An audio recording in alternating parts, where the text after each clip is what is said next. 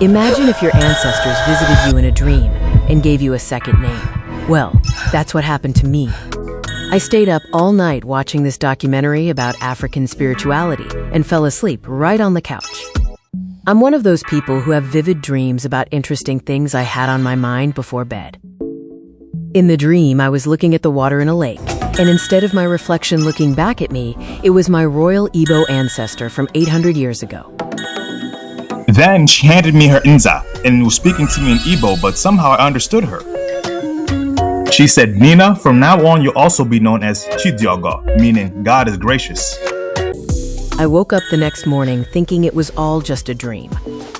But I looked down and her nza was still on my bed. My life started unfolding in unexpected and amazing ways. It's only when I found Chukunonso captures that I learned the powers that the name Chidiogo had given me. Comment manifest if you want to manifest abundance.